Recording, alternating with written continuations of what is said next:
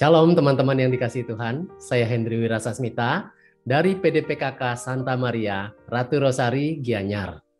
Teman-teman yang dikasihi Tuhan, hari ini saya mau mengajak teman-teman semuanya, kita sama-sama merenungkan dari Injil Yohanes, pasal 15 ayat 12 sampai dengan 17. Temanya adalah menjadi sahabat Yesus. Mari kita baca dan dengarkan sama-sama. Inilah Injil Yesus Kristus menurut Yohanes. Dimuliakanlah Tuhan. Inilah perintahku, yaitu supaya kamu saling mengasihi, seperti aku telah mengasihi kamu.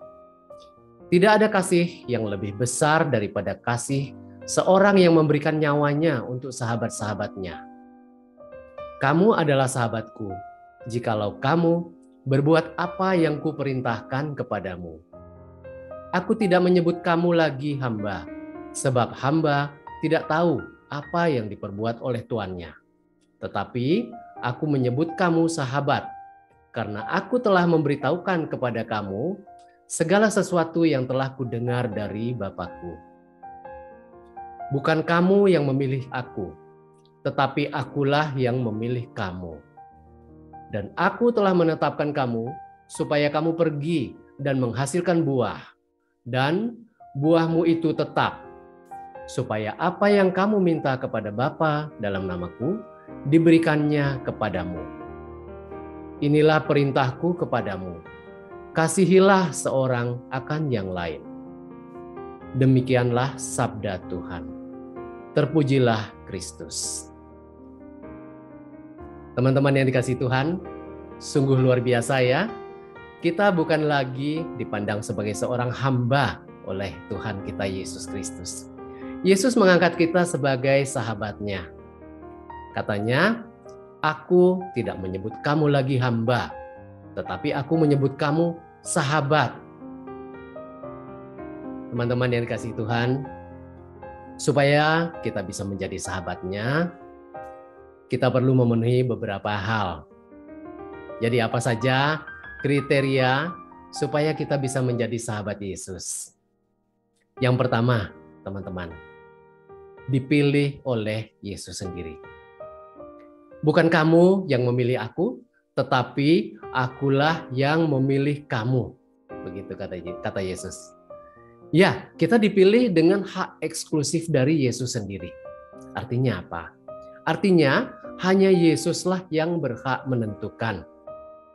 Bukan orang lain, apalagi kita. Jadi, itu semata-mata adalah hak dari Yesus sendiri untuk memilih kita sebagai sahabat. Teman-teman yang dikasihi Tuhan, saya sendiri sering sekali merasakan betapa Tuhan memilih saya sebagai sahabatnya. Beberapa waktu yang lalu, saya sudah lama ingin sekali untuk mengikuti sebuah kursus rohani. Dan kebetulan kursus itu akan diadakan di paroki saya, teman-teman. Gembira sekali hati saya. Tapi apa daya, ternyata slotnya sudah habis. Saya tidak kebagian tempat. Tapi Yesus memberikan saya jalan lain, teman-teman. Secara ajaib, Tuhan menuntun saya dan saya bisa mendaftar di paroki lain, walaupun tempatnya agak jauh. Bukan itu saja, teman-teman.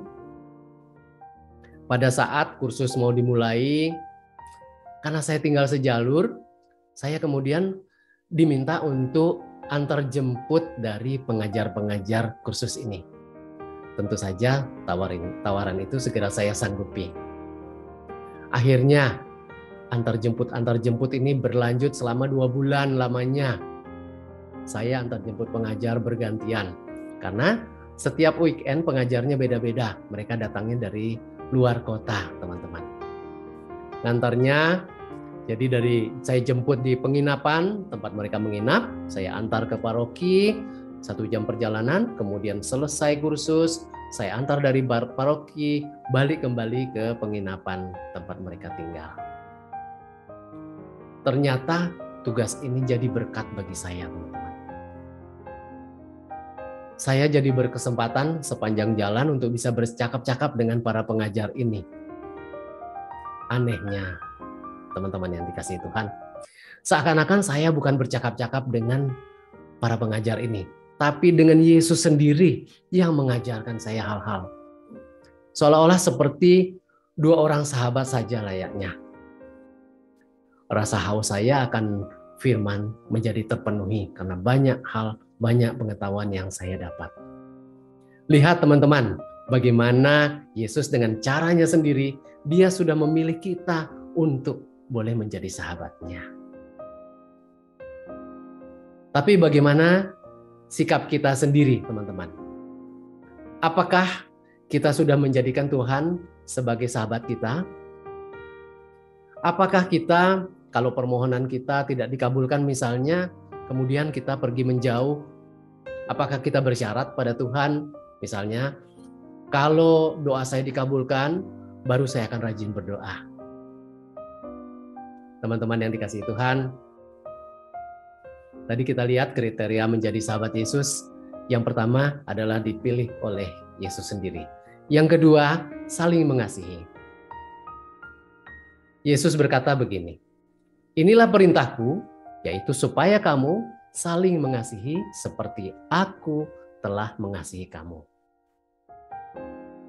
Pernah satu kali teman-teman yang dikasihi Tuhan, dalam pekerjaan saya, ya bidang pekerjaan saya mengurus legalitas dari surat-surat. Ada sebuah lembaga yang minta diuruskan legalitasnya. Biasanya untuk pengurusan yang seperti itu bukan hal yang sulit dan biasanya lancar-lancar saja. Namun kali ini pada saat saya daftarkan, ternyata pemerintah ya yang berwenang berpikiran lain. Permohonan saya itu ditolak, teman-teman. Jadi saya harus melakukan permohonan ulang dengan perombakan total. Panik sekali saya, teman-teman, karena saya tidak tahu harus bicara apa pada pengurus dari lembaga ini. Waktunya sudah terbuang banyak sekali, dan kalau diulang permohonan harus keluar biaya yang tidak sedikit jumlahnya. Kalau klien yang lain pasti sudah marah-marah dan keberatan luar biasa. Tapi tidak dengan lembaga ini, teman-teman. Pada saat bertemu untuk saya jelaskan persoalannya, tak disangka si pengurus lembaga ini begitu pengertian. Mereka justru bilang begini, sabar Pak Hendri, diulang saja, diajukan ulang.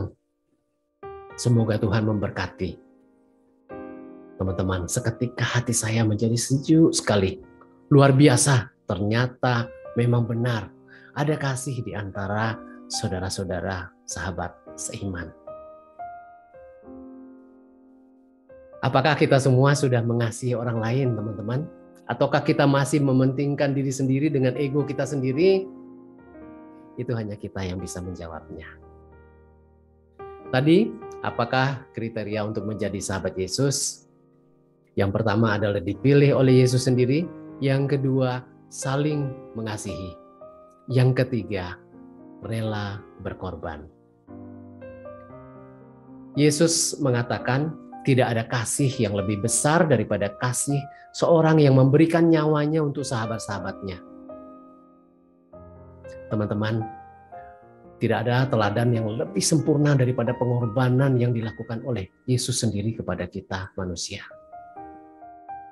Dia telah memberikan dirinya untuk dianiaya, dia berkorban, dia rela menderita dan dia rela mati di kayu salib supaya dosa-dosa kita diampuni, supaya kita bisa terbebas dari segala dosa itu. Sekarang pertanyaannya, apakah kita mau berkorban untuk orang lain, rela memberikan diri kita untuk orang lain? Nah teman-teman, sebagai penutup, supaya kita bisa memenuhi kriteria sebagai seorang sahabat bagi Yesus, apa yang harus kita lakukan? Yang pertama, harus dipilih oleh Tuhan Yesus sendiri. Yang kedua, saling mengasihi. Yang ketiga, rela berkorban. Mari kita tutup renungan ini dengan doa. Dalam nama Bapa dan Putra dan Roh Kudus. Amin. Ya Yesus yang penuh kasih, puji syukur karena Engkau telah menjadikan kami sebagai sahabat-sahabat-Mu. Kiranya Tuhan, biarkan kami tetap menjadi sahabat-Mu. Biarkan kami boleh saling mengasihi di antara kami. Berikanlah kami hati yang rela berkorban satu sama lain. Demi Kristus, Tuhan dan pengantara kami. Amin. Dalam nama Bapa dan Putra dan Roh Kudus. Amin.